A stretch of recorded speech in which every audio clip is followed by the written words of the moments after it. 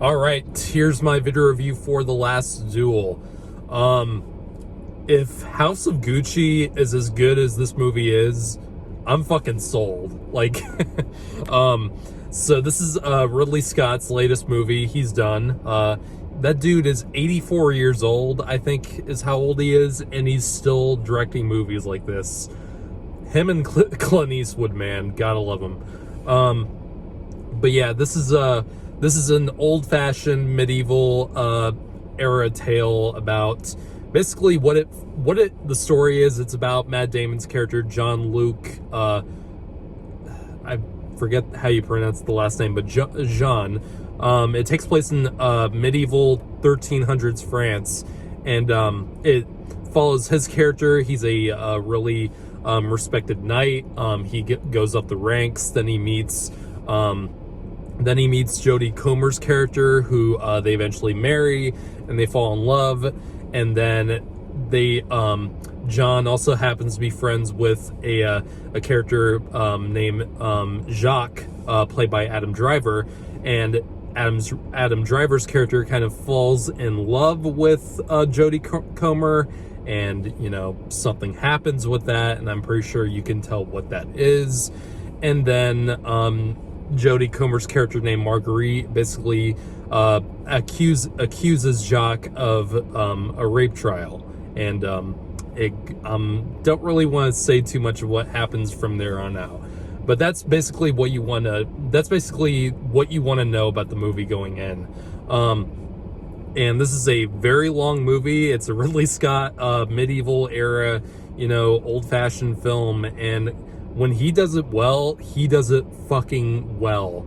I loved The Last Duel, surprisingly. Like, this is one of his best movies he's done in years. And Ridley Scott, he's directed some of my favorite movies of all time: Alien, Gladiator, Blade Runner, but he's also had, he's pretty hit and miss, because he's directed some not so great movies like Hannibal, the 2001 movie. He's directed Robin Hood, Exodus, Gods and Kings, and some other stuff that probably isn't really worth mentioning.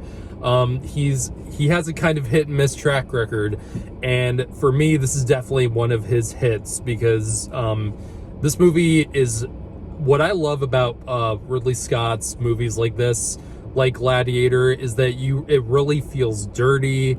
It really feels gritty. Like, whenever there's a battle scene in this, and there are quite a few, there's not really, the title may mislead you. It's not really about the last duel until like maybe the end of the movie. But there are some really terrific battle sequences in the film, and they're done with kind of high frame rate cinematography. They're kind of shaky, but it's not overly done, and it's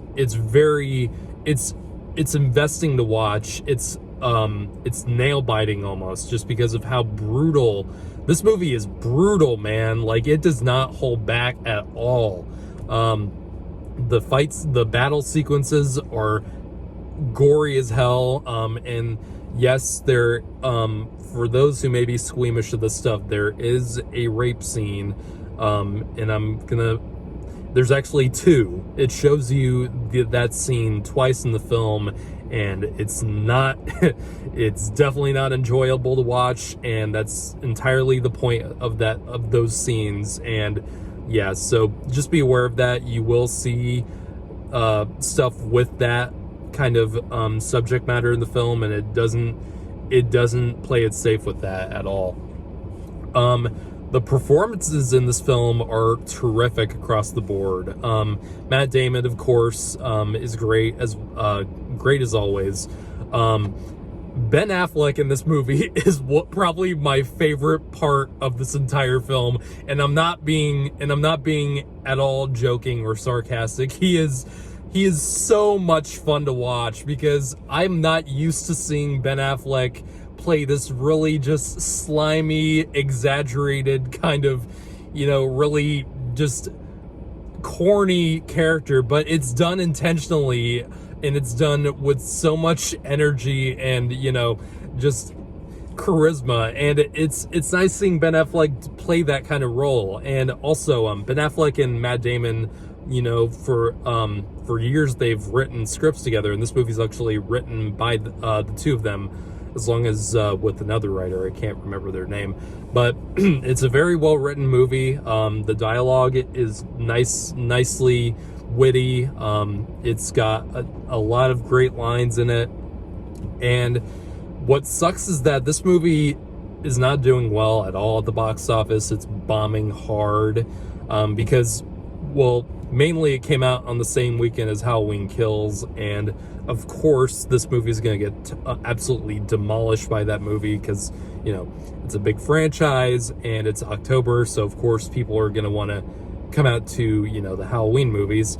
So, and it really sucks because this movie, yes, it's a old-fashioned, you know, kind of historical epic, but the subject matter of the film is even more relevant now than it probably has ever been. I mean, the movie centers around a rape trial. Like, with all the stuff going on in today's world, how is this not getting more attention from the masses? And I think over time, more people will seek it out and will realize how great the movie is, and I hope so, because I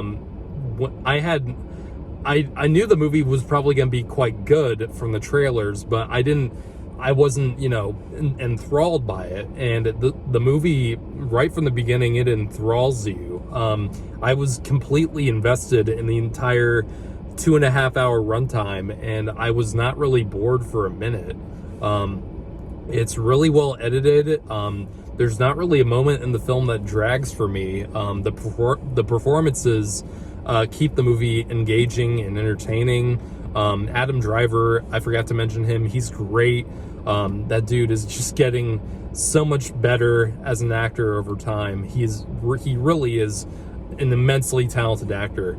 And Jodie Comer is gonna be a powerhouse come a few years from now. I mean, I've seen her do great things this year. I thought she was great in Free Guy, but she has so much leg room to work in this film, and she's fabulous. She is great. I hope she gets an Oscar nomination. But yeah, I really, really love this movie. And I really hope more people come out to support it, because Hollywood needs more original movies like this. They don't make these kinds of movies that often anymore, and I miss them a lot. This movie really brought me back to the days of something like Gladiator, or even, or dare I say, even like Pirates of the Caribbean. Like those types of movies don't do that well anymore, and it sucks because there's so many great ones out there and so many that people are missing out on. I'm gonna give the film a 9 out of 10. Really enjoyed it. Please go out and see it.